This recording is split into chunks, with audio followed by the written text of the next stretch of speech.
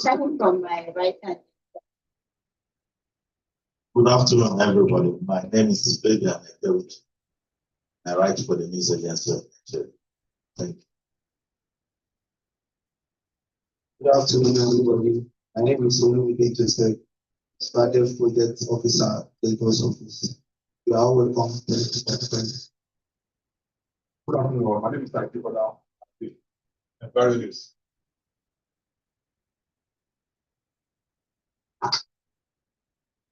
Hello. Good afternoon. My name is Lukman Balo from Lagos. That's Adi Wadeshino from AIT. Good afternoon. Good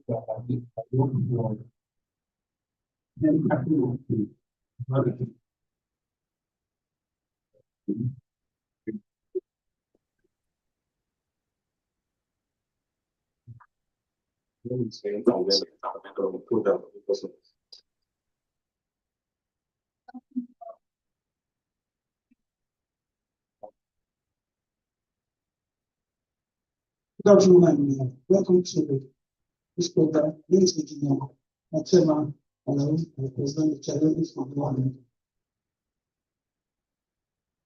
Good afternoon, everyone. I'm Prince of Harmony. I work as the program manager at SRADeV. Thank you. Good afternoon, everyone. My name is Dr. Les Iladogame, and I am the Executive Director of SRADeV Nigeria. I want to say you all welcome to SRADeV Office. Good afternoon, everyone. My name is Congress Federal, President of the Special of Staff and Washington of Lagos State. Thank you. All right. Thank you, everyone, for participating. Thank you. Good afternoon. My name is Bukola Tegakoi from Lagos Television. All right. Since everyone physical here have introduced themselves, I would like everyone joining us virtually to actually do so one after the other, starting with Jeremiah Atom.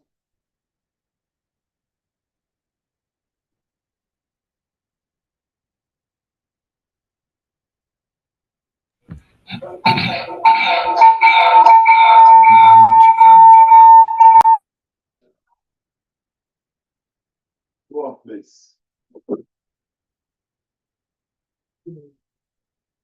Mr. Jeremiah, you are muted if you're talking.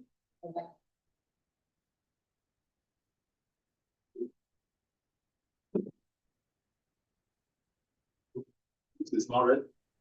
We cannot hear you. You are muted. Can you hear me now? Yes. All right. Good afternoon once again. Very pleased to be here with you all. My name. I'm not muted. Can you hear me? Yes, we can. All right. So.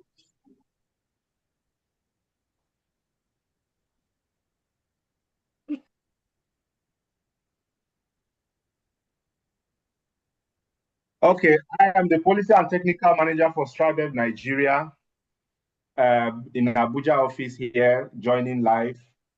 Very pleased to be here. I'd like to also seize this opportunity to welcome our guests.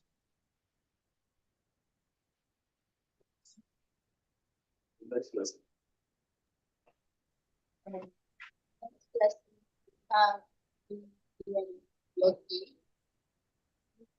Both those online and the media personalities, they are present, as well as the representative of ASOL. I can see you, Mr. Friday. You are all welcome. And I wish us all a fantastic Just your name and your organization.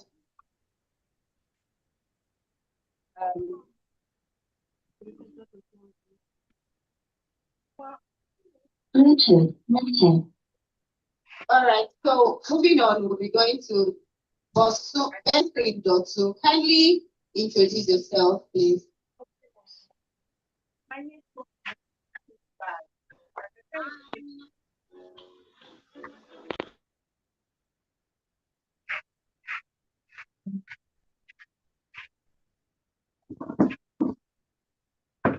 Okay. I'm going to have Dr. Adeshola Ikuda to please introduce himself.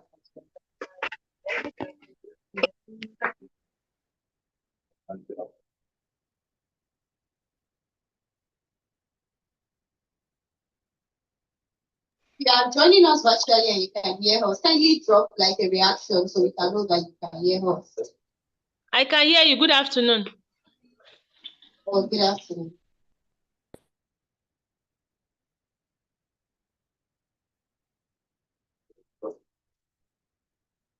All right, so in order not to waste our time, kindly introduce yourself in the chat box on the virtual platform while we continue with the event. We have introduced everyone here physically. They have introduced themselves, and I get that we are quite familiar with everyone here. So moving on the agenda today, we will be having our opening remarks and welcome address, which will be taken by Dr. Leslie Adogame, the Executive Director of SRADeV Nigeria. Okay, thank you very much. I think this, we don't intend to waste time because we're welcome.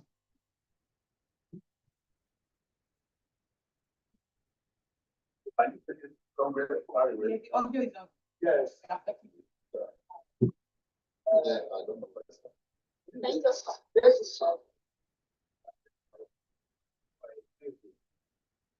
Okay, so we just want to say a word of welcome to this event. This is about what I would call the 12th National Press Conference in this. We are privileged to have you here, particularly focused at India. Those of you know this is not where you go us. This is originally, so who's into a new agenda. I'm happy to have them. Also good for you to know our new office partners. Essentially today, it's not going to be a long one. As we see the letter, I want to unveil a very, very important report.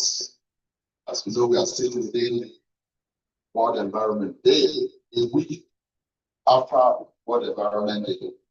Activities are still in place.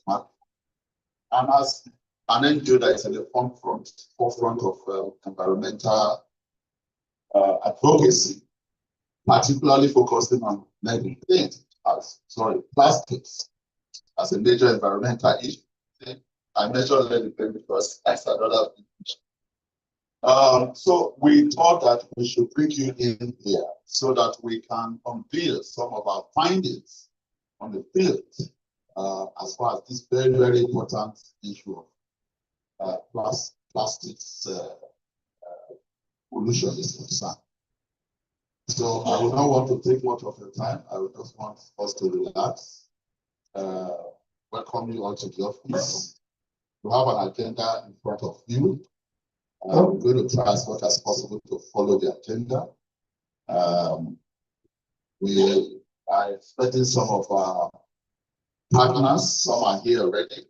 Ashworth is here. We will take a good message from Ashworth quickly. We are expecting Loma on their way. Yeah. And as soon as they come, we'll take a good message. But we don't want to keep you waiting. So we're going to go quickly into the elements of this event. Because we know today is Friday and we want to be sure that we can get out of here quickly before the build-up of traffic. So on that note, ladies and gentlemen, on behalf of the Board of Directors of SRADeV, we want to formally welcome you to this press event. Thank you very much. Thank you very much, Dr. Leslie. So moving on to having our messages. So I'd like the President of Ashworth to thank you very much. Thank you very much. Starting on the existing protocol, I want to say good afternoon to everyone. First, I see it, and those that is coming, I feel that they would like to come in. We are enjoying mercy. As well as Association of Staff and Hospital of Lagos State, and we are members of this organization who are organizing the informal waste weekend.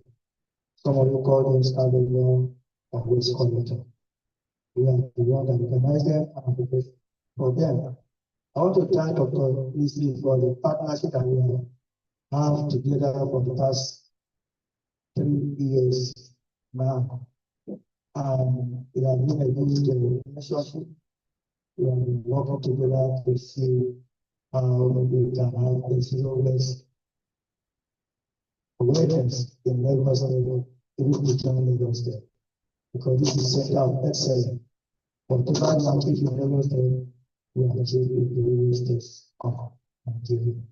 So I will be able to be and I believe that this conference today will make every one of us to know what we are doing, and the reason we are here is to see that we have a cleaner and greener environment in Lagos State and Nigeria. So thank you for this.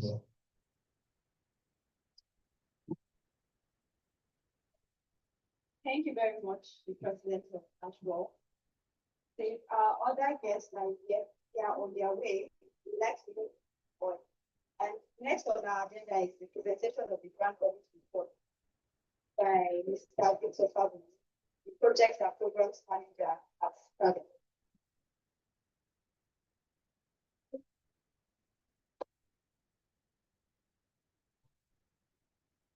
Just to inform us, as you can see on the agenda, all that we should have a very short presentation. The process. After that, we quickly will look at a short video. I will help to quantify us more subject matter. Then we come to the real address. Then we're going to have a call to action, which I think that is an aspect of very important. Sounds good. But we think that before we go into that address, you need to at least be able to be updated with the elements of the project, what is actually happening, so that if you want to ask questions later, if I want to have some clarification on this stuff. Single program officer was one of coordinated the field activities in those 5 years. So let's have it. Right. Then,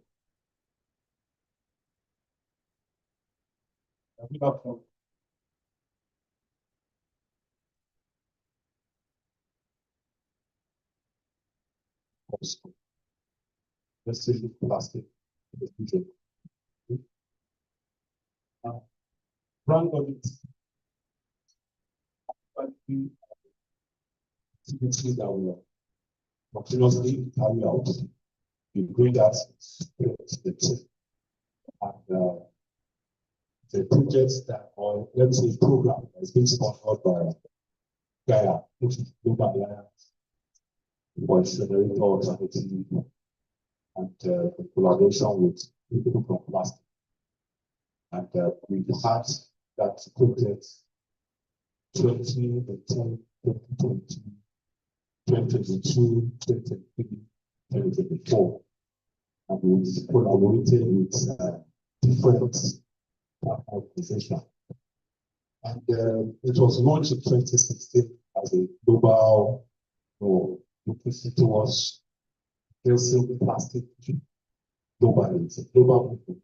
We all know that Gaia is the global body with different network of different NGOs addressing anything that causes pollution.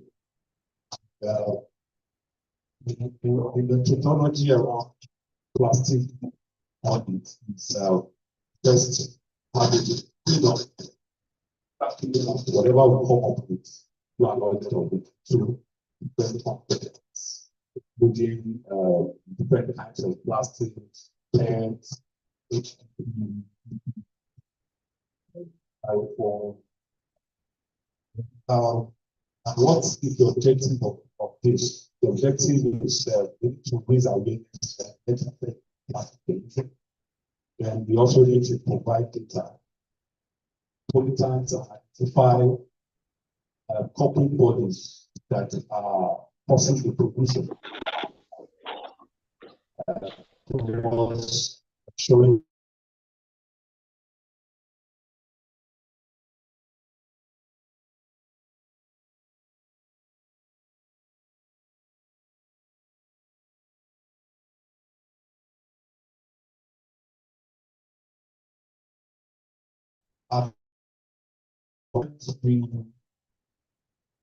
there's been the methodology. So in the last 5 years, we collaborated with different people. So the first one in 2018 was here with Becky, that's the Kings Beach Garden, which is the beach. And we collaborated with Beach Safarita to carry out that. In 2020, that was done with Bonita Project, which is also a coastal area. The picture you can see there was taken from the shores of Bonita Project. So it's actually a tsunami of plastic. After the period, we also wait for another 10 minutes. You see double that automated. So we did that project and we analyzed. We collaborated with different organizations, but Beach Safarita put it in 2020. Then in 2022, we had another one at the Teja City Hall, where we collaborated with the mall itself, as well as with different students from the Bells University, some other like urban trees initiative, also collaborated with all of this. Then in 2023, we collaborated with Norman Afro. 2024, we collaborated with Norman Afro. So this is just to give us a view of how far we've done. And then over the years, altogether, we've had almost 200, more than 200 volunteers.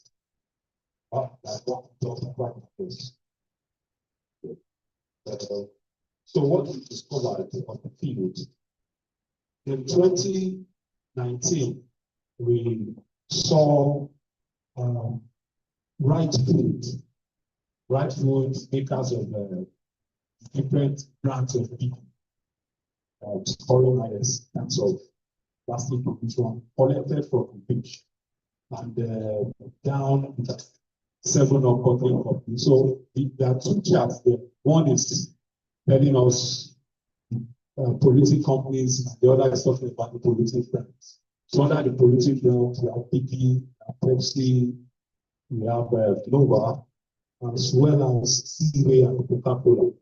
So these were the 5 topmost polluting brands. Their companies is well stated there, that's right. So in 2020, we also disaggregated into 5 major polluting brands. Because we could not identify some, because whenever we want to analyze, we need to give identification so that when we want to allocate, it will support the advocacy process. So the one that scored the highest is unknown brands. Unknown brands because we could not see the label. Actually, it's not as if from the bottle, from the bottle of some of this plastic, you can say, okay, this is from this is from this, but because the label wasn't stated, we just called it unknown brand. But top priority in that SRADeV, the plastic spoon. And why plastic spoon? We used the back of the component. So definitely, you know, it's going to be food items, you know, spoons that the utensils represented. Then Mr. B, then action figures. You know, you can always trace at what you can trace that with, you know. So we have action figures coming high at Pepsi. Then in 2022, when we had at Teja City Hall, we majorly we have a Nigerian bottling company as well as rights being the topmost polluting company. And the topmost polluting brands, you have Coca-Cola, BP, Eva, Fanta, Coca-Cola. When you match Eva, Fanta, Coca-Cola, you see why brand portfolio is called highest. That's figure.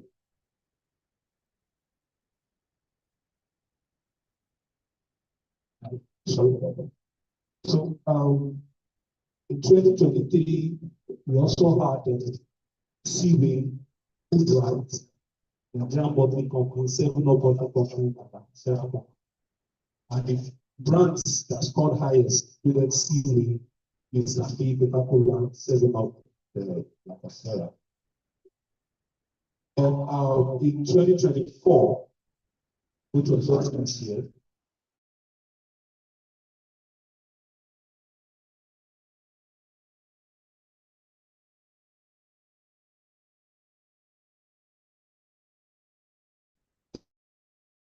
different political leaders, including Ivana,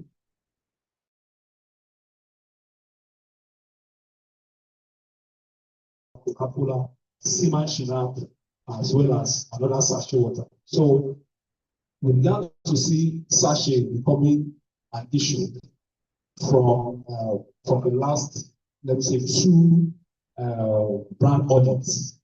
Before it used to be PET bottle, but now we saw sachet becoming an emerging issue. And why is it an emerging issue? They are multi-layer plastic, especially the ones packaging and audits. They are multi-layer plastics and they are difficult to recycle, unlike PET bottles. So at the end of the day, when we picked Coca-Cola as a recurring polluter, we saw it rising and peaking in 2023, then there was a decline in 2024. And by the time we merged all these polluters together, Coca-Cola ranked highest, followed by Seaway, Mr. B, 7-Up, and B in that killer. And by the time you compare this with what was also gotten, or what has always been the problem globally, global brand audits, on that list, we always see Coca-Cola public charts. You see PepsiCo, you see Nestle Water, Nestle generally, Nestle generally, other brands that we know today. So what I'm trying to say is, what we got here, what SRADeV discovered, is not different from what the case is also being experienced globally. And so the top 20 companies now, not just brand, top 20 companies, we have the Nigerian bottling company ranking highest at 1,200 pounds, including the bottles, labels, tabs, and the likes. Then you see right food following. And why right food? It has a variety of brands, from Cola to Tropical, all the different brands of people. So they are energy drink too. Then following that is 7-Up bottling company as well as Seaway. So this is the chart, and to give a narrative to it is you can see us outlining on the next slide: Coca-Cola, PepsiCo, Right Food, Seaway, Mr. BG Industry, Lakasera Company, Intermarket Water, and we sachet water. And by the time we disaggregate this into the kinds of material that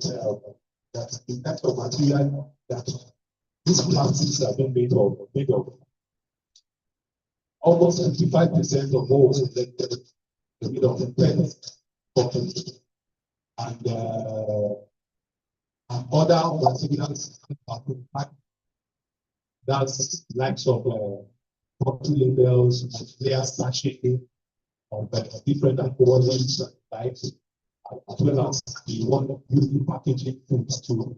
Then we have LDP, which is the low density propylene, which is used as packaging film and wraps, having about 10%, and about 5% of polypropylene, which includes tabs and packaging components. Then we have HDP of 4%, you can see polystyrene. Another polystyrene is disposable cups, styrofoams, and the like. It's called low as about 1%. And we can always give it up to the support of the state government banning styrofoam. Its impact is being felt there. Then key findings include sachet water packaging started becoming an emerging issue from year 2023. Before the challenge has been great also, but we saw sachet water becoming a big problem. Now it's difficult to recycle due to its low density and the issue around its economics. How many of the sachet water will you package to get 50 kilo? And 50 kilo, how massive will it be to support transportation and recycling? So that was that big problem. Another emerging issue is avoiding sachet. Steamer Shinap, all those other ones, something bitter, all the bitters, but packaging sachet. And why are we pointing this? Although in 2024, NAFDAC came up with a ban on sachet being dispensed, on alcoholics being dispensed in sachet. Because one, it is easy to purchase, and it is the good drink, and it's being used majorly among bus drivers and those who travel here and there. It became a problem. So we were looking forward to implementation of the ban. While studying it, we just discovered that it became ineffective. Maybe it was a book or something. Continuously the sachet of the market. And we all know the fact that it is a multi-layer plastic. It's difficult to recycle due to it being made of several layers. That's one. Two, it is used to package just a little quantity of it. So when we're talking about per capita pollution that is caused, someone can devour like 20 sachets a day and just multiply that over the number of people consuming it. So you know it's a huge problem over time. Then multi-layer plastics too became a problem, became a growing challenge. And the trend over 5 years is the fact that the same multinational company has continued to pollute or has dominated the waste stream in the course of the 5-year brand audit we had. And that is a concern. Then sachet economy has continued to expand. Several things that were dispensed in bottles have been dispensed in sachet. That's a growing problem. Then the informal sector, waste speakers that has played the front role, in managing the problem are not well compensated, and there's even a burden of plastic on them. You understand? So even if they want to go beyond their normal gains and they want to diversify to sachet management, so they are not being encouraged adequately to monitor or to work in this space. The polystyrene ban enforcement to make it. Yeah, before there was a ban on single use, where we thought all the single use waste streams would be captured, only for us to hear that it is only styrofoam. And now we are looking forward to what will happen in July, how we can entrench that ban, capturing all the components or all the aspects of polystyrene. And our recommendations here. So our recommendations cut across all the different stakeholders, including the polluters, the waste speakers, the government, as well as media and CSO. But this will be shared, we'll get more of that. But for producers now, we need them to, give us, we need a form of transparency, yearly when they produce, how much of plastics is being churned out, what is the recyclability rate, how much are they recovering There needs to be a tracking system where we are able to know what percentage is being recovered, of what is being turned out. Then they need to take, they have the responsibility to look at the product we design and see what other packaging materials that we use in place of a regular plastic we've been having over the years. And we also need innovation, investment on R&D in terms of fields and alternatives to plastics. Then there's need for them to invest on the local waste management. And I think the waste makers take the leading role in this. See how they can support the activities to see that they support the recovery of waste. And another very important recommendation in that line is their ability to look at full disclosure, transparency, and publish the usage of plastic. That has been a challenge with the big pipes for them to know how much of plastic is thrown out, how much of it will come out. To this end, for the government is to put in place, all the concerns around single-use plastic. That's what the ban goes out, and there should be support for alternatives. The waste makers should be well mobilized, well formalized, so as to be able to play their role in all of this. And for the media, since we are even more than other people do, your role is continuous awareness raising, education, campaigns, whatever effort is ongoing to phase out plastic, that's to be amplified in the ears of people. And we need to identify solutions that are the success stories. People love story here. And storytelling will be a way to raise awareness on this project. So thank you very much for your time. We will more things with the Thank you very much.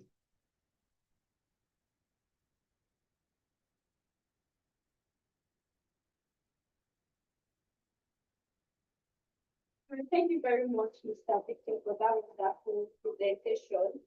Moving on in sharing a very short video documentary and picture documentary that will be highlighting past SRADeV efforts and activities around plastic transport. Please kindly pay attention and see how far we have come our branding. And now to kindly share from your thank you.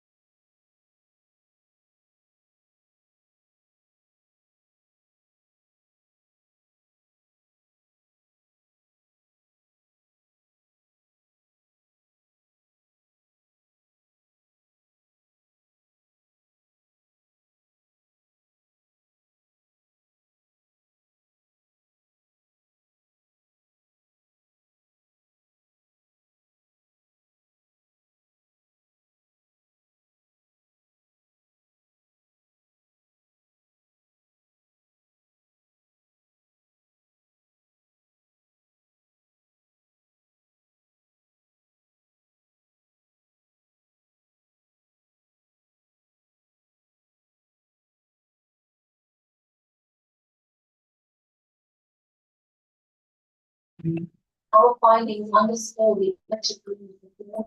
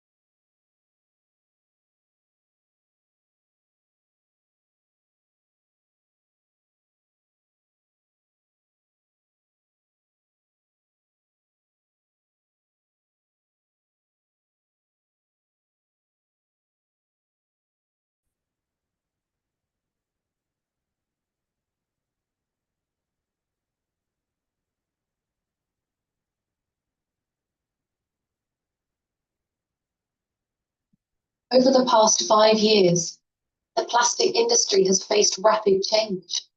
Our plastic brand audit report captures this journey from 2019 to 2024.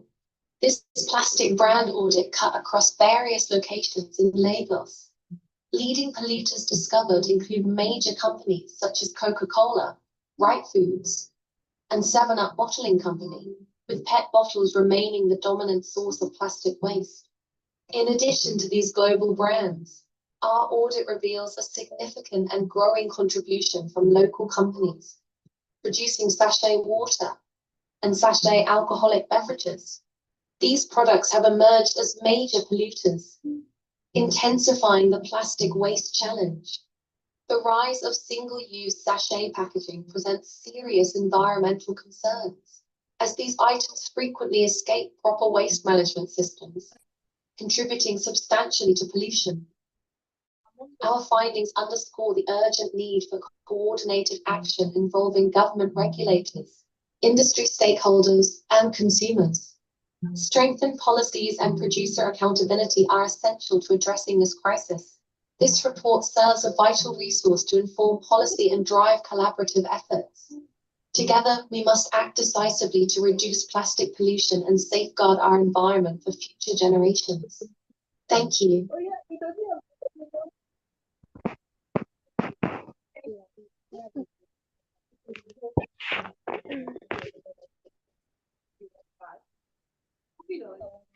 What the IAF for call to action. I'll be inviting the collect and once again to kindly give us call to action on the conversation. But before going to that, I would like to kindly introduce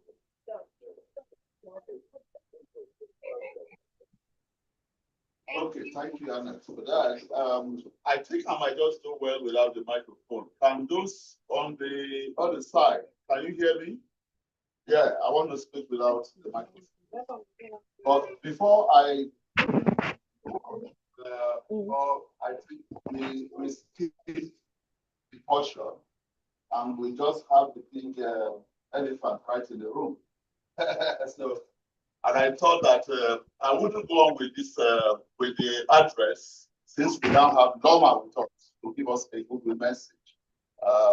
So on that note, I will want to pause for a few minutes or seconds and ask Dr. Esther, who is our main major collaborator from the government. As you know, we are talking about solid waste plastic, and they are the custodian of that sector of the environment. I want to invite Dr. Esther to just say a few words. Just a few words before we move on. Thank you. I will give you the little run. Already here. Don't want to say in 2 words. I want to say, praise, listener support, study for all the wonderful things you guys have done to grow and be very active and vibrant in the government space. And the best is not so, and even outside the policy. I want to thank you very much.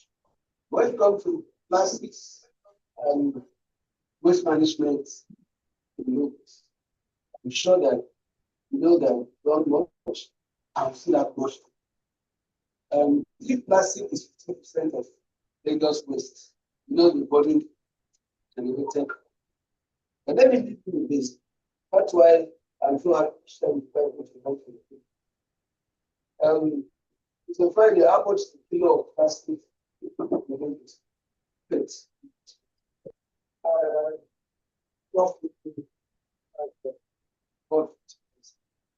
Let me be the environment.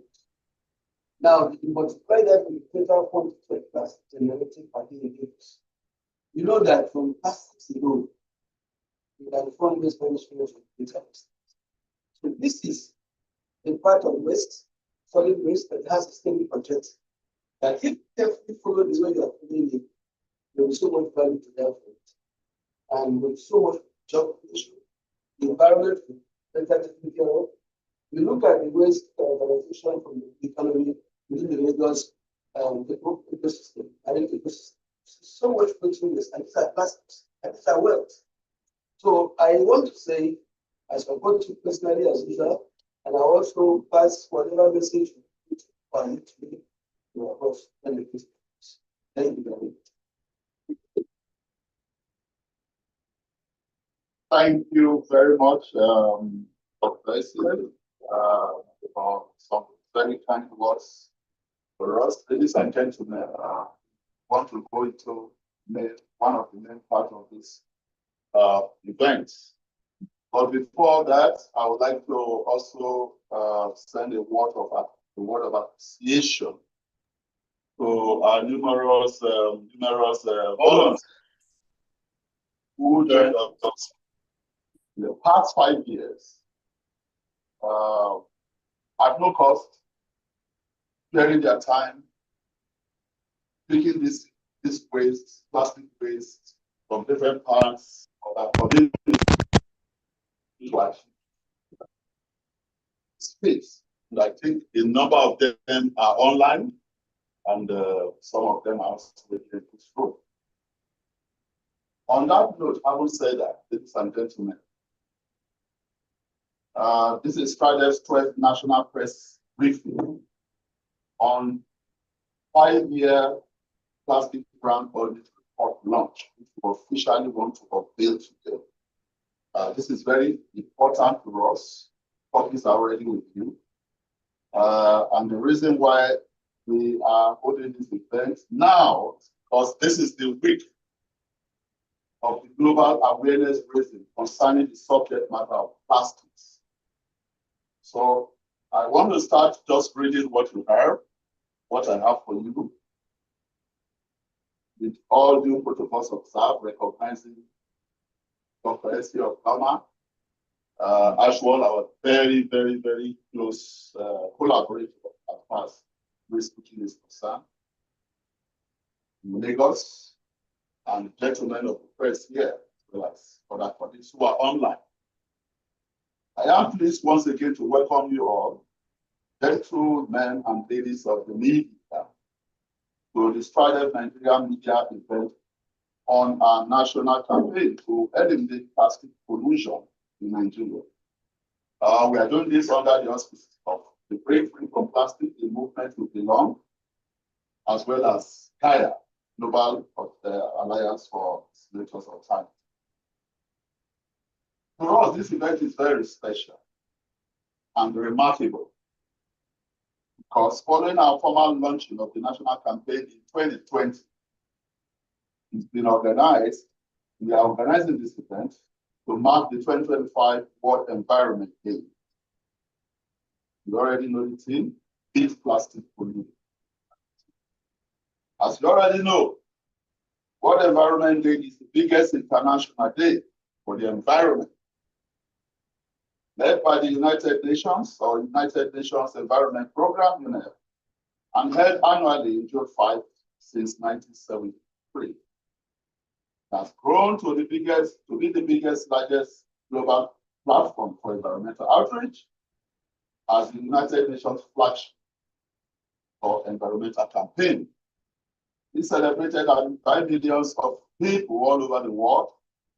May interest you to know that this year's event observance comes as country makes progress towards securing a global treaty to end plastic pollution, including the marine environment, which is hard. World Environment Day mobilizes individuals, communities, and governments worldwide to reflect on their relationship with the environment and take action on critical issues. This timely theme calls attention to one of the most pressing environmental and public health challenges of our time. Plastics are not just an environmental problem, they are public health emergencies. Microplastics and toxic additives in plastic packaging are known to leach in foods, into food and water. There are a lot of studies on this now, so we don't need any fresh studies in our own country. However, mounting evidence links plastic pollution to serious health risks, including endocrine disruption, reproductive harm problems, respiratory diseases, and even cancers that are increasing currently every day. You need to go to the clinic, go to the hospitals, and you see the number of people suffering from these health problems. In as much as we are not saying that all these health problems are holistically linked to plastic, but a number of them are related to plastics. Microplastics have been detected in drinking water, human blood, breast milk, raising urgent concern about their long-term effects in humans. The monster, plastic pollution. Plastic pollution exacerbates the deadly impact of a triple planetary crisis, and we all know this when you talk from the environmental pollution point of view. The crisis of climate change is one. The crisis of nature, land, and biodiversity loss is the second one. And the crisis of pollution and waste. And we're saying that in the crisis of, these are the three triple planetary crises. And we know that when you talk about the aspect of pollution and waste, plastic is topical. So globally, an estimated 11 million tons of plastic waste leaks into aquatic ecosystem every year. While microplastic accumulates in the soil from sewage and landfills due to the use of plastic in agricultural products, annual social and economic costs of plastic pollution ranges between $300 billion to $600 billion. I think we need to have a figure. It's not. It's going to be huge amount of plastics environment. Ladies and gentlemen, once again, I'm honored to welcome members of the press and the general public to this press event. Convened to officially launch our 5-year plastic brand audit report, copies of which you already have, and the presentation has just been made by one of our colleagues. An annual exercise undertaken in alignment with the Break Free from Plastic movement globally to document corporate accountability in plastic. And this is where the gap is. And that's why we are highlighting on this aspect. Huge gap in corporate accountability. That is one major area we have to address the issue. So this press briefing seeks to inform the public, share findings from our 5-year plastic brand audit, and raise awareness about the threats posed by plastic pollution to human environment and health.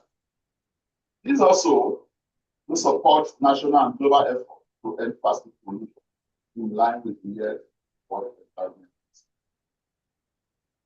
Gentlemen of the press, By combining hard data, citizen participation, we talked about the role volunteers played, experts, we consulted with experts, community organization, that we work with a whole lot of community organizations, CTAs, in estates and all. Brand audit has become a very powerful tool for recording and tracking down the companies responsible for polluting the planet with plastics. And this is a practice global, not just a young approach. While you're trying to, environmental management also requires and shading. And sometimes if you don't do that, the pollution will continue. So what this report is trying to do is to identify, or what I'm saying is slogan, name and shame, name companies that are polluting our environment most. Since 2019, SRADeV Nigeria has led the plastic brand audit in Lagos, empowering volunteers and waste pickers to identify, sort, and track plastic waste in various communities. This initiative helped to pinpoint the companies most responsible for plastic pollution, strengthening our advocacy efforts. Our audits are conducted in partnership with local and international organizations under the Breakthrough from Plastic Movement and contribute data to the global database used to demand corporate and policy accountability. To drive the issue home, brand audits are a powerful tool to challenge the corporate narratives. This is key. I want you to get this from us. Challenge the corporate narrative that plastic pollution is a waste management issue caused by individual consumers. They transfer the responsibility to us. They make us believe a different narrative, and we have to take responsibility. So they don't look at what they need. For years, the plastic industry has worked tirelessly to promote the idea that if only we just recycle better, this is the narrative they push for us, that we should recycle. Why they continue to pump the plastic into the environment, just recycle and take it out of the environment. We can't certainly recycle our way, but we have plastic. So the idea that if we just recycle better, we will solve the problem of plastic pollution.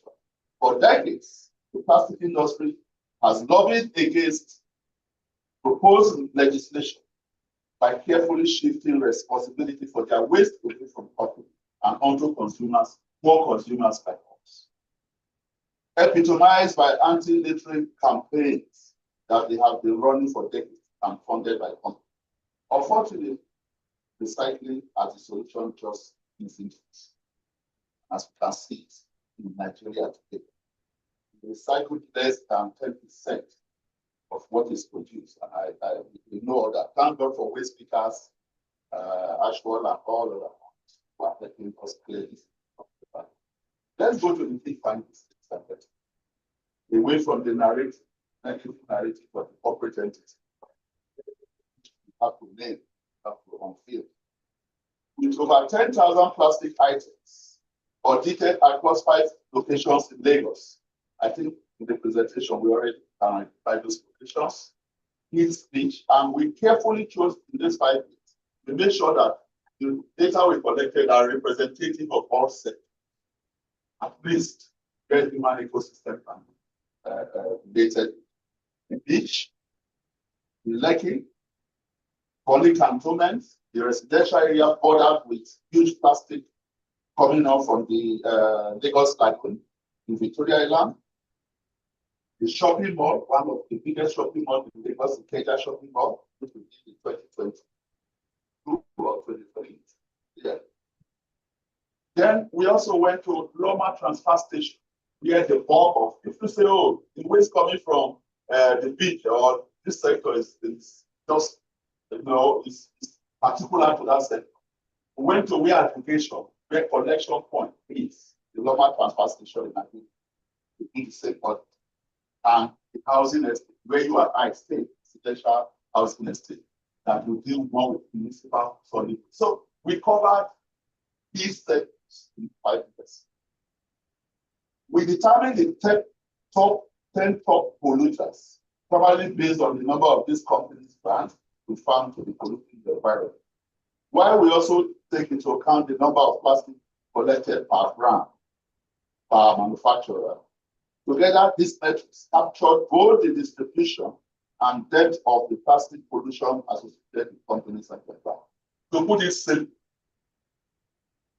these results reveal the companies polluting most places with the most plastics. And I think it's important for people to do this so that can go there to address the problem.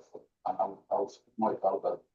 Our analysis of this data reveals that the top polluters in Lagos, and of course, you know Lagos, the microcosm of Nigeria.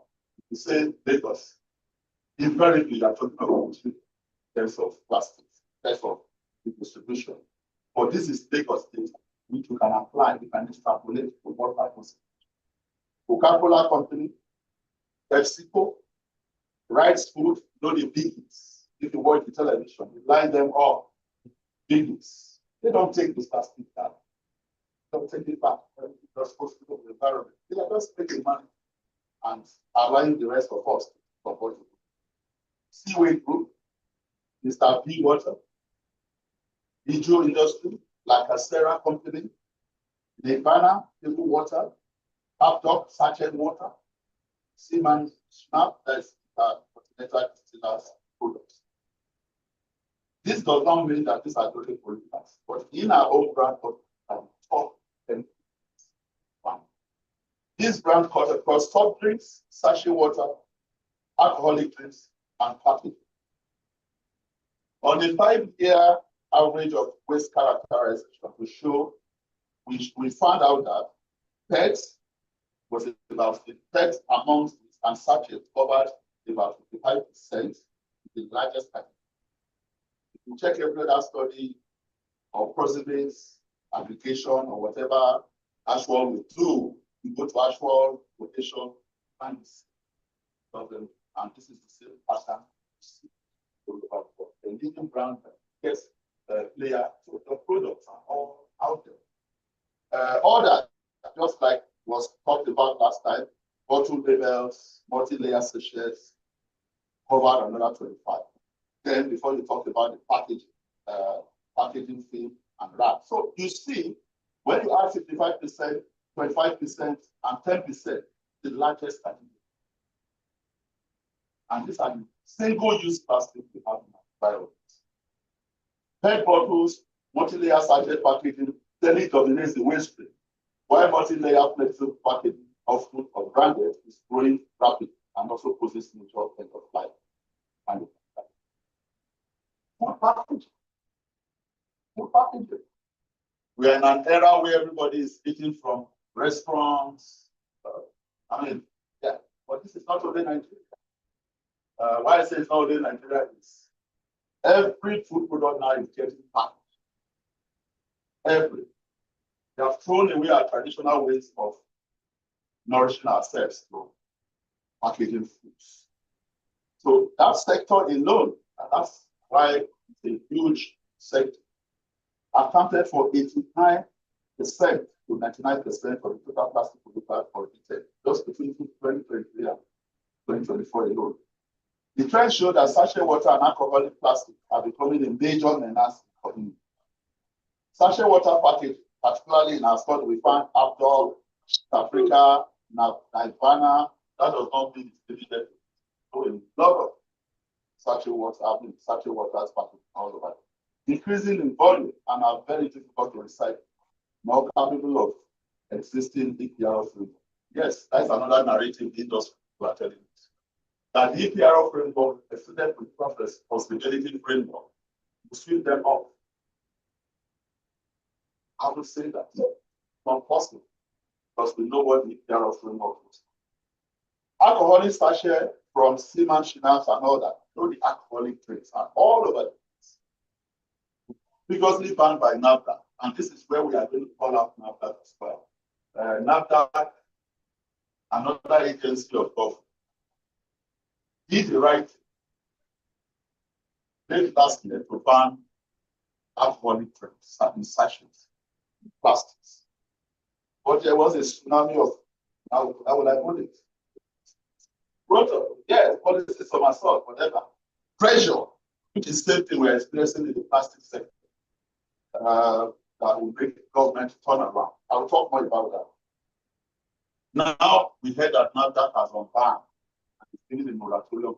So, while the government, NAFDAC is banning from the health point of view of the consumer in alcoholic, we are also saying that the drinks are in plastic. So there's need for a collaboration. That unbanning out of case. We should unban what we know is killing. Why? Because the corporate entities just want to make profits. It has always been profits ahead, above people and planet. And we can't survive. The same multinationals and local brands continue to dominate the waste stream. Social economy continue to expand. What alcohol activities have mentioned. Now, let's not sound so alarming to make it look like nobody is doing it. And that's why I come with the next paragraph. Yes, attempts are being made to change the narrative, to seemingly see us doing some corporate entity. And that is to say, people all over the world are rejecting single-use plastic and consumer products. Consumer goods companies are feeling the pressure. So much so that many of them have made commitments that they claim will make their products more sustainable, but largely protect the outdated throwaway business model that got us into this mess. For example, effort by some top 3 polluters underscore how far the consumer goods sector must go. Next, number 1. Look. Nestle, for example, has committed to making all it. Want to let you know they are doing something. So, has committed to making all its packaging recyclable or reusable by 2025. We're in the middle of 2025. Go anywhere in the world, you see Nestle products live or in plastic packaging, but has no clear plan for reducing the total amount of single-use plastic it puts into the world. And the company sells over 1 billion products a day, single-use plastic. Coca-Cola also unveiled a single, just for you to be a part of the process when you're doing something, corporate social responsibility. Unveiled a single-use plastic bottle using plastic collected from oceans. And in 2009, they promoted a plastic bottle made from plants. None of these products will stop or reduce folks growing plastic pollution and reinforce the myth that single-use plastic can be sustainable. And finally, the second brother, Mexico. They joined the alliance to end plastic waste that brings together plastic products. All companies and other consumer goods companies to promote beach cleanup. You hear a lot of beach cleanup. This was like that, and all that. That's called window dressing.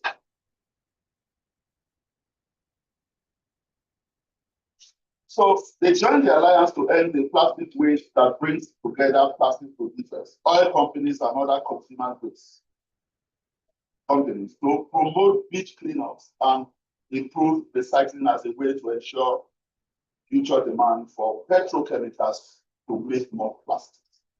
Efforts like this and other focus on making packaging recyclable or compostable do not get to the heart of the problem, and all but guarantee the plastic pollution crisis will grow worse. In Nigeria today, all the existing companies are simply not enough.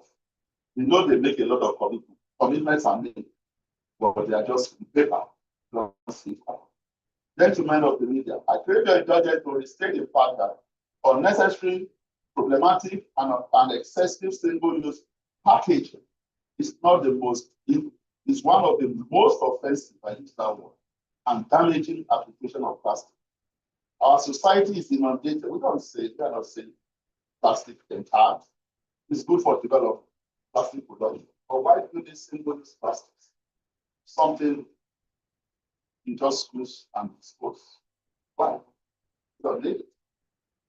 Our society is inundated with industry sponsored messages like about litter and cleanups that leave individual consumers believing and feeling guilty that they are the cause of the plastic crisis. This is exactly where we are today. And we are trying to, this is one of the main reasons we are releasing this report, that they make us feel that because we are not cleaning up enough, or we are not recycling enough.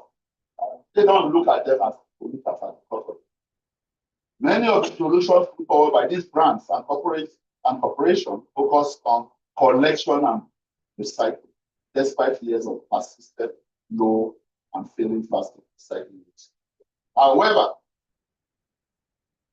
we are having this event in Lagos. I will not fail at this juncture to commend the effort of the Lagos State government. This is the trade. Since we started this campaign more than 5 years ago, we have seen how consistently the Lagos State government has begun to change the narrative. The Lagos State government, through the Lagos State Ministry of the Environment, despite all the pressure from the industrial group, the corporation, went on to announce the plan to fully enforce the ban on single-use plastic, styrofoam packs, disposable plastic cups, plastic straws, plastic cutleries, nylon bags, thinner than 40 microns from January 1st. And two of the media, you all have this information already. They are waiting to see the enforcement taking effect from July. But the announcement, was to conscientize today when you go to some supermarket, you need to see people getting ready. You need to charge, but charging for plastic of single-use plastic is not the way to go. Paying the fee is not the way to go. They are not even supposed to be there at all for income. Because as Nigerians, we pay for everything. But we further call for the inclusion of plastic PET bottles, water sachet, or nylon bags, which were exempted by the Honorable Commissioner. If you look at our study, the brand audit, those that are less than 10% are the ones that are banned, right? If you just look at it. The real one, PET bottles, water sachet, that has the largest, about 70 to 75% of pollution. And a policy must be informed by data. These are the ones that are being exempted right now. So there's a pushback. Some aspects are pushback. And I can tell you authoritatively, gentlemen of the press, that the very day the Commissioner of the Environment made this statement, we had one of the biggest packaging facilities in Nigeria, a multinational, visited the government. And that statement was made, and that is Tetra Pak. Tetra Pak. So you can see the big difference. Difference in the sense that government is willing. Nigeria is making effort. Policymakers are making effort to see that at least there's a change and we can beat plastic pollution. But the corporations are fighting back and they're pushing back. And this is why we are releasing this report. Call to action.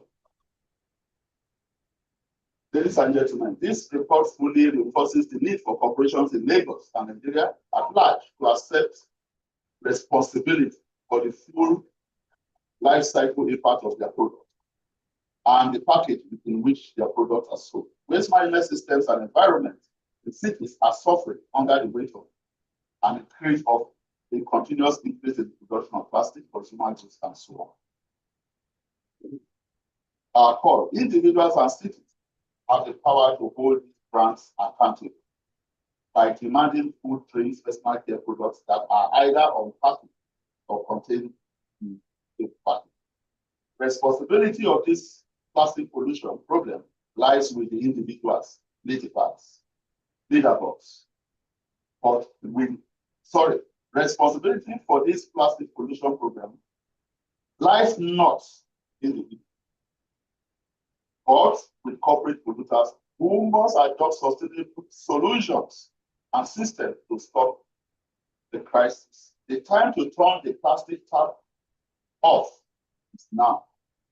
It will be impossible for Nigeria to reduce plastic pollution without these plants making major changes. And that is true. If you like recycled, you want. So long as they continue to pump the volume to the environment, we cannot, no EPR framework in the world can rescue them from single-use plastic. SRADeV is calling on top polluters highlighted in this report to lead the way in revealing how much single-use plastic we use, setting clear, public, measurable data targets on how they will reduce the quantity of single-use plastic items they produce. And finally, to completely reinvent their product delivery to avoid creating more plastic pollution. We believe the media has a crucial role to play in spreading information. That's why you are here. You know your capability. Nation as well as educating the public and building collective awareness. We do research, we do studies, we can't go anywhere without you propagating it. By sharing these findings with the media, we aim to promote public knowledge of the health and environmental part of plastic. We don't intend to, we are not doing this to hurt anybody like the same corridors or to attack any arm of government. We are just doing what we need to do to inform people to change the narrative. We want to drive public conversation on plastic waste reduction, holding polluting companies accountable, and inspire. It's done all over the world, so that let me see this opportunity to commend your efforts so far, particularly in the reporting of our past programs and activities.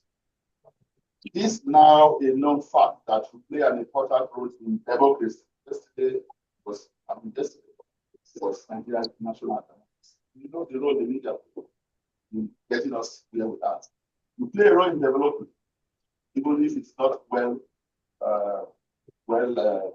appreciated. And governance of the nation. And the case of Nigeria is not far. We all need to empower individuals, industrialists, and communities by disseminating information that educates, facilitates, and promotes changes in attitude and behavior. That's key. That allows people to positively contribute to nation. And all of us here now, nobody's going to solve it for us. Don't take that. Ladies and gentlemen of the press, join us in demanding that corporations act to rebuild their plastics footprints, reduce the plastic they produce, and reinvent their packaging to packaging. This is the conclusion. Today's event further marks another giant step in our resolve to move forward plastic management in Nigeria. And you have been a very big partner. This report launch signifies an eloquent testimony of our commitment to support the Nigerian government. All we are just doing is supporting and analyzing information in addressing the plastic monster. It also reflects our deep desire to provide a healthy environment that ensures the economic and social well-being for the Nigerian people. Yes, we all have to live it economically as well, but not within this, not in the face of this plastic tsunami we find ourselves. So once more, I welcome all the invited journalists, media reporters, the 7 days widely on the need to do plastic. Thank you all for your attention and God bless you.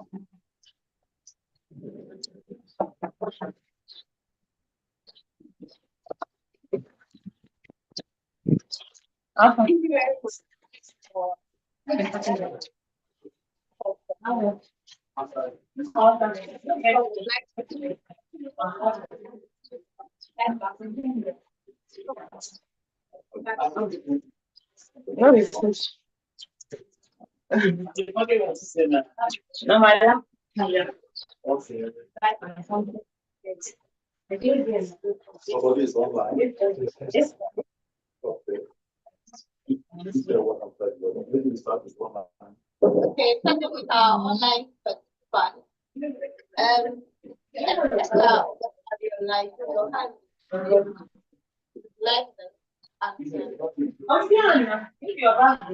Okay, I don't know if you can hear me, but my question is already on the chat box because I listened to are you hearing me? Yes, we can hear you. Okay, great, fantastic. So I listened to what Dr. Leslie said, quite apt, everything he mentioned. But the challenge that he highlighted is a peculiar one, not just in Nigeria, I think globally. The whole world know that recycling is an issue. About 10%, if not insignificant number, is being recycled in terms of plastic. But in Lagos State, they are saying that they've adopted the extended producer's responsibility now to manage this situation. Because if you say PET bottles and sachet water and the likes should be taken off the mainstream, and taken out of the system, what again can they do? Because most of these PET bottles and co, it serves as a means of livelihood for the informal sector, where they see it as a means to get extra income. So how do you think this challenge can be best handled? They have introduced the extended producer's responsibility policy. That's the Lagos State government.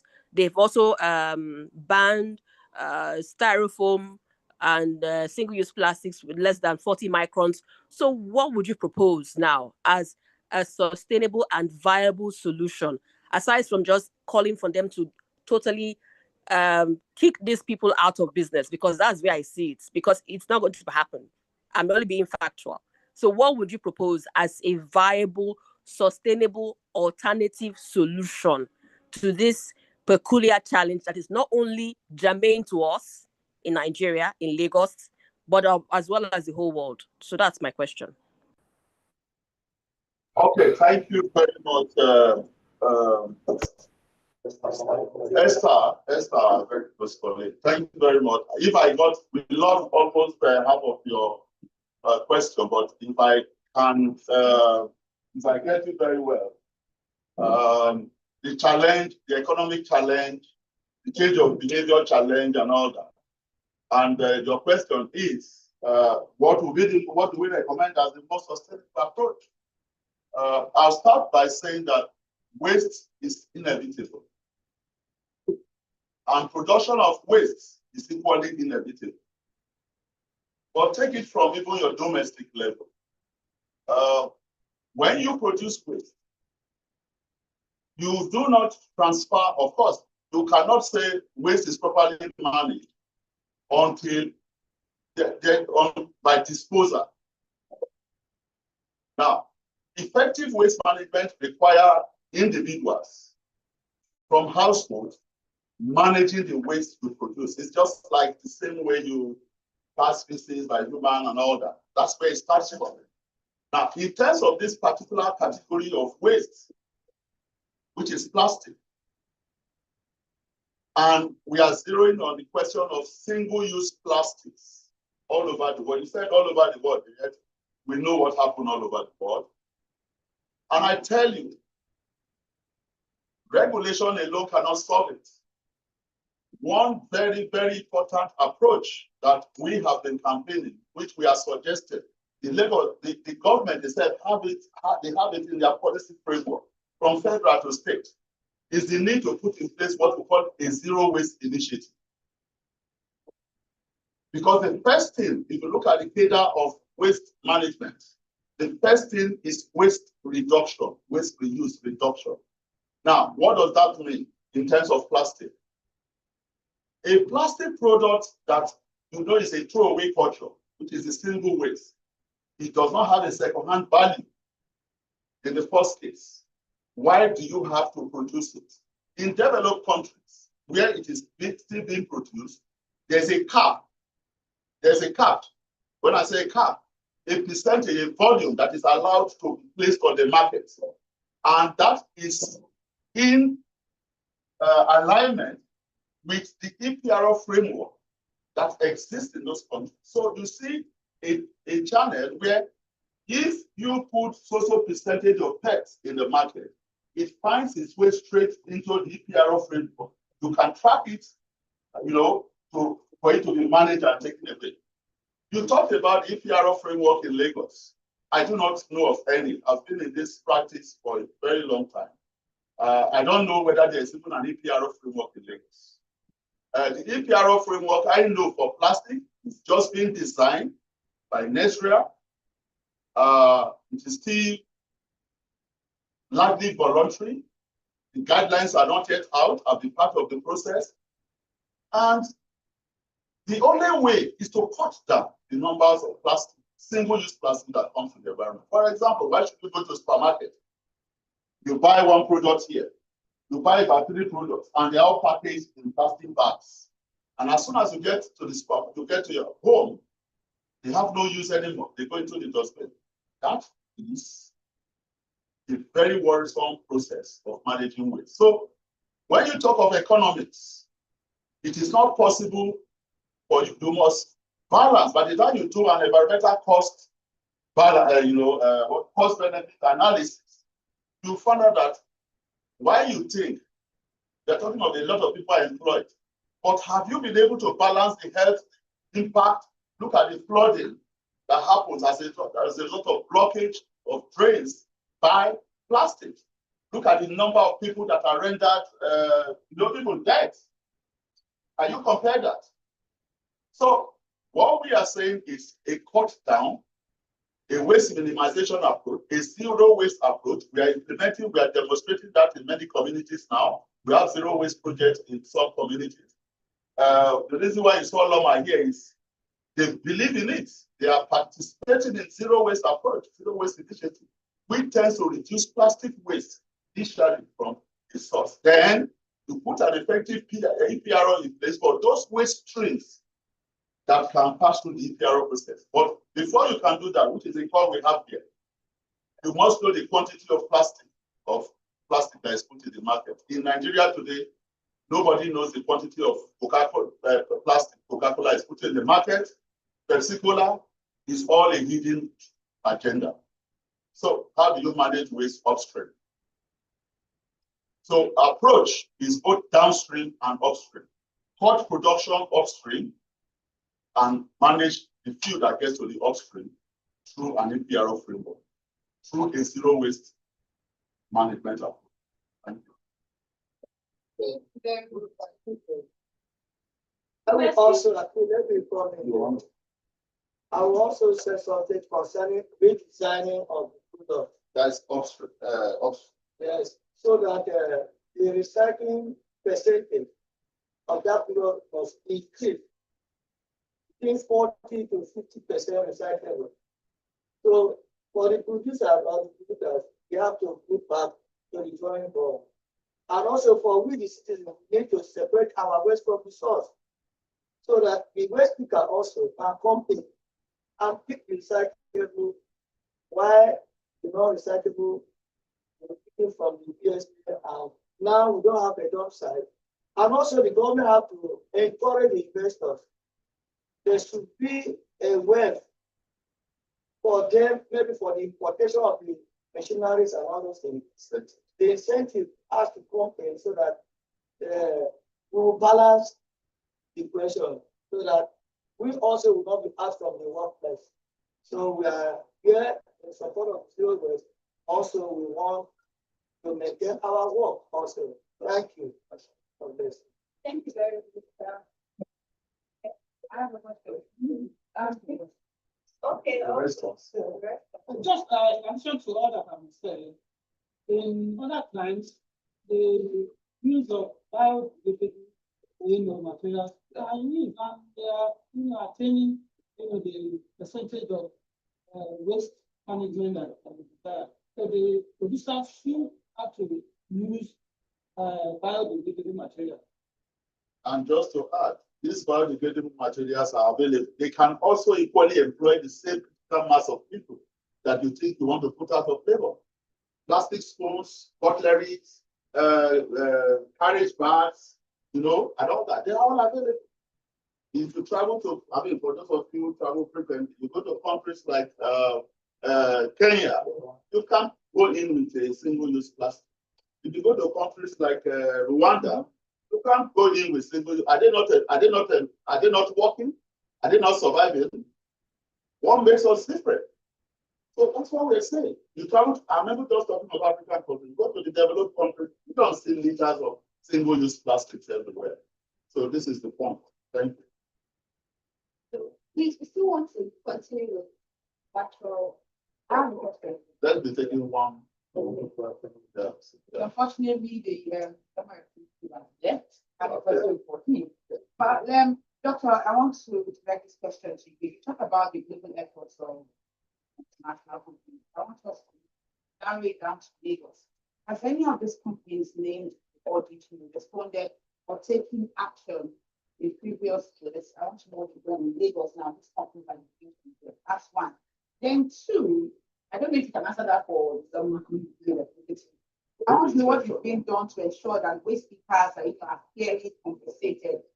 Actually, for your compensating you with Lagos State government. And again, because I read reports and a statement was received text saying they were requesting for a 3-year notice to dealers and producers of single-use plastic and to other businesses in order not to break or your permit. What exactly is that? Because you actually in this report I am reading here, you called the Lagos State government insensitive instead you think about the face of think about the ban of single-use plastic as a tweet basis. So what exactly to be done?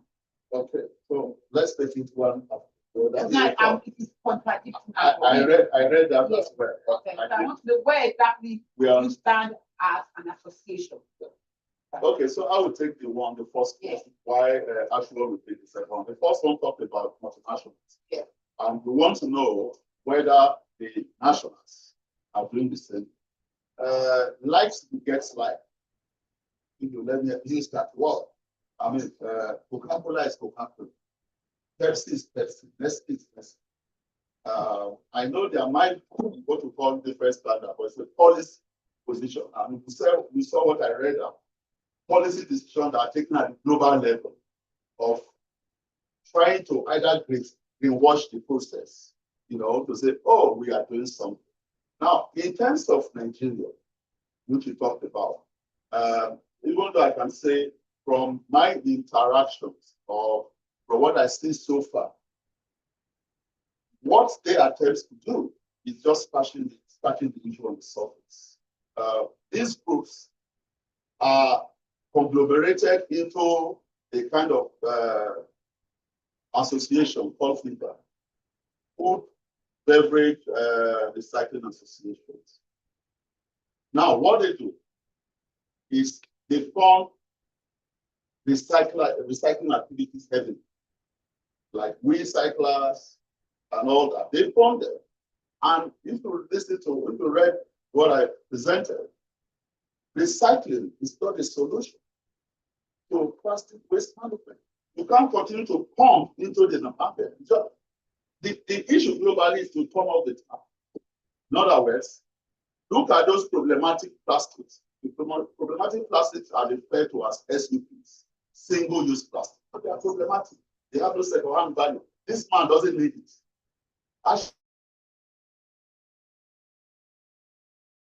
Somebody be producing brown colored pets, all the colored pets, sprites and all those colored pets. Even if you want to say massive recycling, no recycler needs colored pets. They are not recyclable. I can show you pictures, huge mountain of risk where they are loading colored pets in. They have no second-hand value. So I asked myself, where are they going? So what they basically have been doing is just promoting downstream accumulation and recycling practices, but continue to pump. But the global approach that is being embarked is, yes, even if you have to package some products in plastics as specs, there has to be a system whereby if they don't enter into the EPRO framework, then there should be take-back system. Those systems are not there. Even when they are there, they are voluntary, they are weak. And the companies continue to just produce like there's no tomorrow. So this is the challenge. So what I see is basically what I'll call lip service approach, just fractional kind of approach where we go to media, say we are giving scholarship for this, or we are funding the recycler. The recyclers, all the recyclers put together in Lagos cannot recycle more than 5% of the waste. If normal is here, 10% of the plastic that comes out from them. Yeah, so what are we talking about? So the best approach is for them to establish, number one, very good collection system and take back system. Then two, there must be a reduction in the plastics. Done. Until that is done, we are not going, we continue to swim in the tsunami. Now over to Yes, I want to do okay. Thank you. that is What we stand is why we made that statement was because we don't want to have a global market business. We said it that we should first down face off so that the producer also because they make investment. And also, it's not that the single-use plastic is not recycled. It's recycled, but how we do recycle it? Because it doesn't have a value, market value. And that's why, and there's no cycling industry or factory that's going to take all these things back. We only have levels of ash that sometimes is great. And government sometimes government on what we do. Not that we are, I cannot say that's what we have. So, and it will not work out like that. Like if you are, yes, it should be. What they are practicing in Nigeria is voluntary and all this is what it is there, and the West Africa involved. Thank God for the new policy. They have improved the West. On the normal is working because what we are doing now is to have our database all over Lagos State. We know, and they are planning for the creation of the former West branch of the West. So for us, our standing is here first. And that was what I mentioned before, that redesign your product. Thank God for my brother talk about alternative. Yes, but you need to balance everybody. You cannot invest in something. They just make a plan bad. Who lose? They lose a loss. Apart from level of what about the financial? Maybe the person take a loan from to invest on it. That was why we applied that. Yeah, it's just it's very best. So let's go. Then we are not supported. Thank God some companies come in. Maybe taking in with some of the things they are not fully involved on that policy. Before you bring in maybe the waste to energy and all those things, we should be involved. You know what are they doing? What are the technology they are bringing in? We need to know so that it will not even come and cause another health hazard to the community. So everyone have to be involved in waste management. It's not for government. You know. It starts from me and from you as a person. Yeah. Thank you. Yeah. Okay. Yes. Very recently, sir, the Lagos State government came up with an announcement that they are decommissioning for commissioner said in the next 18 months, but it's already counting down. That local commission that creating material recovery sites, and out of the product that we're getting from those plants, maybe at the end of the day they will derive in what is called refuse derived fuel and all of that, waste to energy and waste to whatever. Within all these frameworks, so start out an inkling of solution. So what we're talking about, it's a plastic. All right, thank you very much. First thing is that slave washing. Makes sense to the commission the industry. definitely, because you know the measures happening there. It also makes sense to say you want to localize energy generation. What do I mean? Instead of Nigeria importing refuse-derived fuel, has been our position. And you want to look inwards to say, okay, what is refuse-derived fuel? Combination of all waste materials, like you mentioned. So if you want to recover that place fast, as a result of the mistake error we made,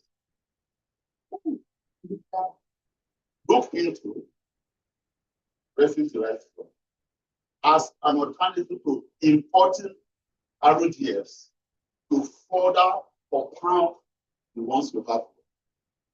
Then identify facilities, industries that can consume, I use the word consume, those RODF efficiently. Now, what we have not seen, I know Lafarge is a stakeholder. I know Dangote Cement is a stakeholder. What we have not seen is we have a government, the federal government already, that is not looking into the local, how to manage the local waste. They want to import refuse-derived. But let me say something here. The approach globally to manage plastic is not through converting plastics to energy generation, as to, support the grid or the mix of energy supply. That is a totally wrong approach, because we know no technology anywhere in the world, no incinerator. Because when you say energy conversion, I mean plastics for us. What the only way is to burn up plastic to generate energy, which is incineration. That's the dump way. We don't know of any technology, even in Netherlands, anywhere. If you have challenges, we've invited the government to this issue of incineration of plastic. Show us, just like we talked about. Let's see. We are solving our own problem with cost. Come to a roundtable and let's look at these technologies, because we know some of these technologies are more even dangerous than open burning.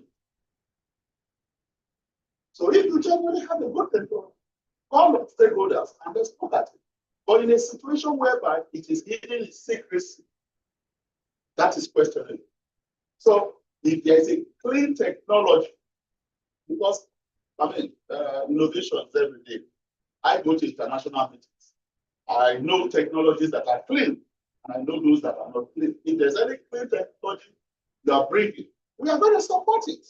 Because who likes this kind of unholy environment? But a technology that will basically transfer waste, transfer pollution, it's not a clean technology, as we said. So we are not against incineration.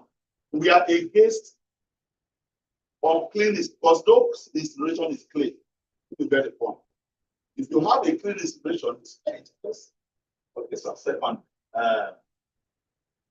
part of the UN Sustainable Development Goals talks about that.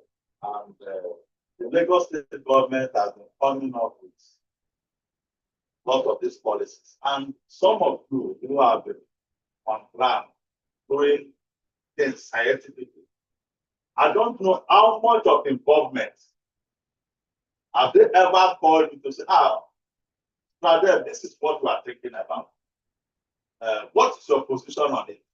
You have been, well, okay, I don't want to sound patronage or people start work.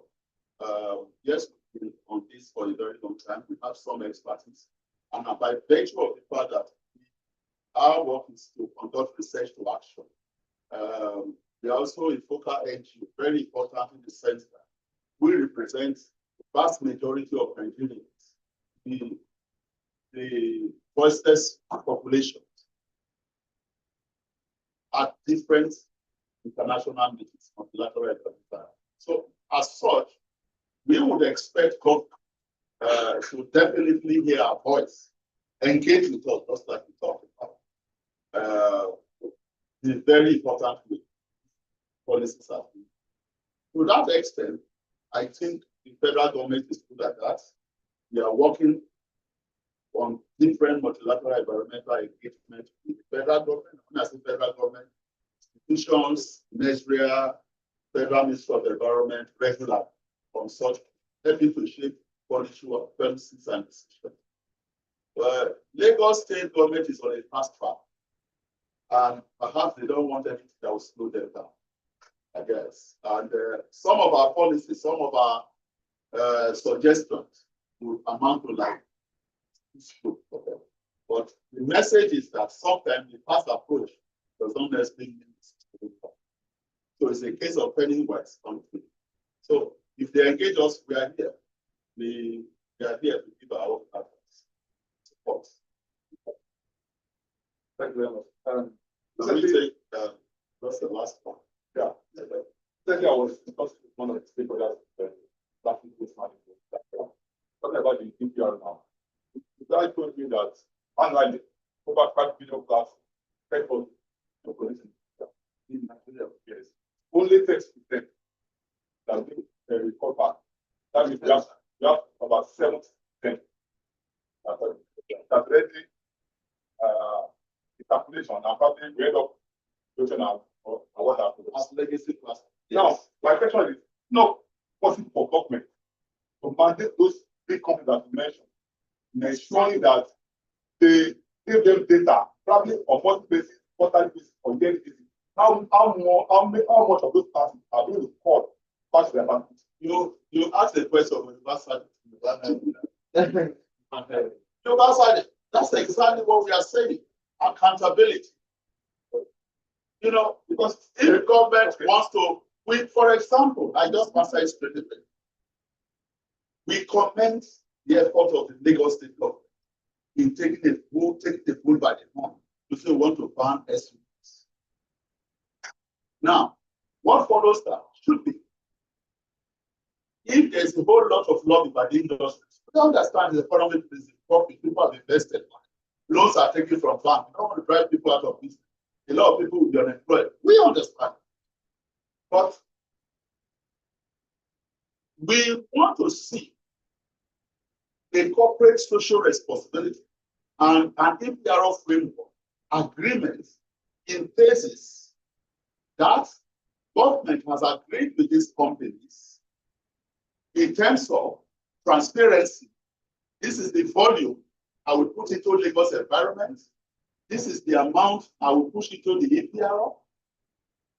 These guys have the capacity to set up giant, big record batch systems. I get what I'm saying. Talking about RDF, and I was challenging the government at the time. I want to import RDF when you have a vast majority of RDF materials. If you set up facilities alone, half of recyclers, as half of waste pickers in Lagos will be employed fully and get better. That's what we call integration. The economic level will increase. So that's when we say that these companies, the Lafarge, the Coca-Cola, Dangote Cement, you know what Dangote Cement is.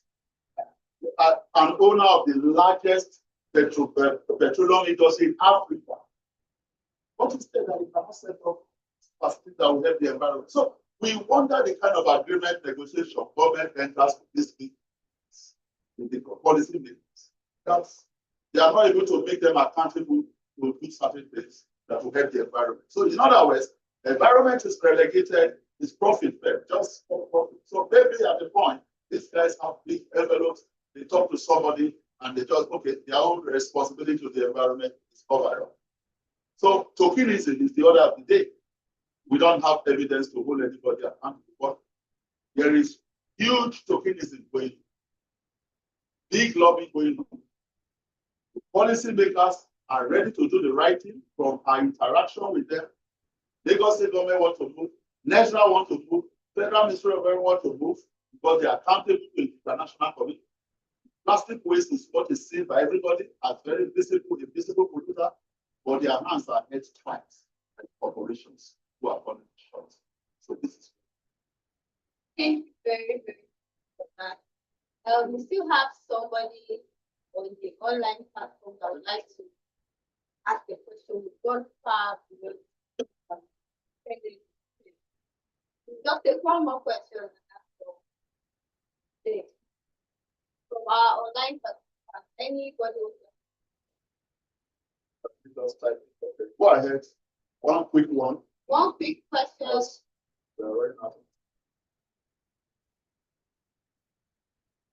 All right. If that's the case and we are not getting any from anyone, we would like to say thank you very much for joining, for coming here. Love that you're here because hope that you take something back. Thank you very much. Okay, the meeting has not closed. The meeting has not closed. The person who brought us here, give us the podcast and tell us what is it. Go on, Pastor. I'm looking at your paper.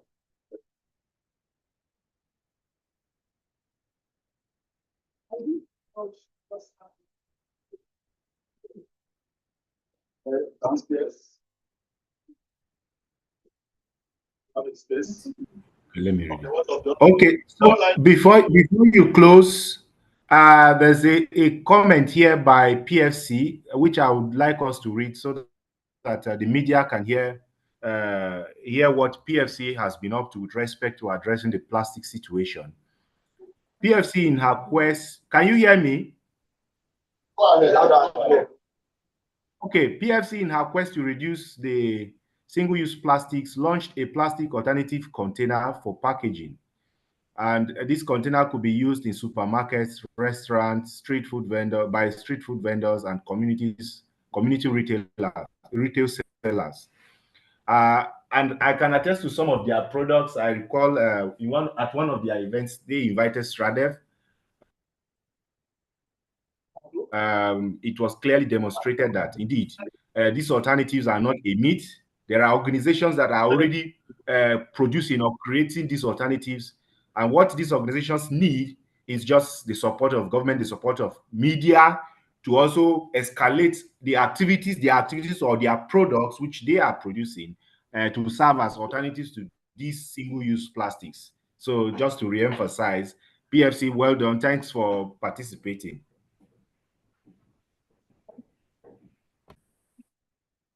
Everyone.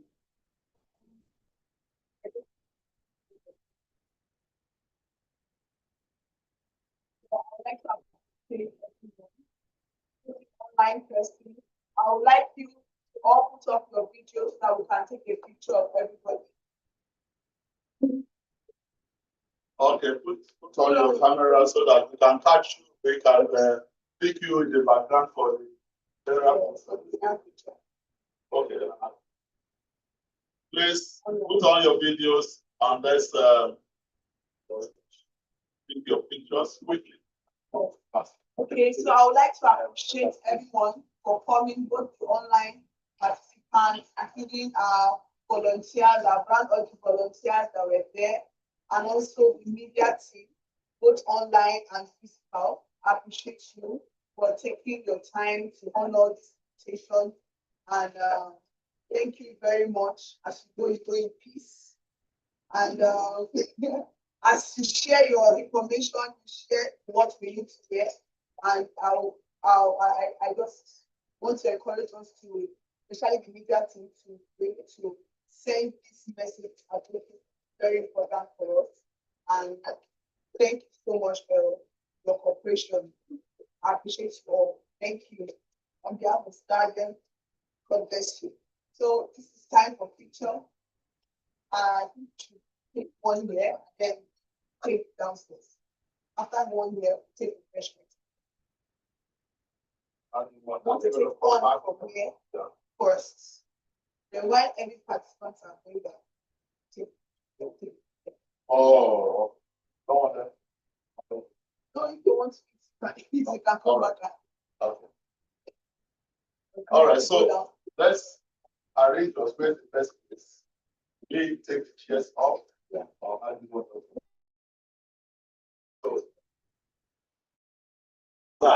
Let the camera people. Okay, I think let's take outside. Why don't you go there? Media, thank you very much. We work with you next time on the next steps. So let's file down picture quickly and I think.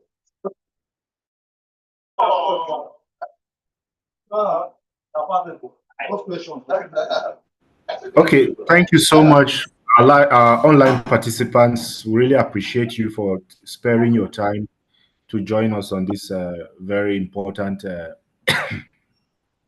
official press of our plastic brand waste brand audit, which took place in Lagos between 2020 and 2024. We look forward to working with you all on next steps subsequently. From us here, this is to say bye to everybody. Enjoy the rest of your day. Have a great weekend. Thank you.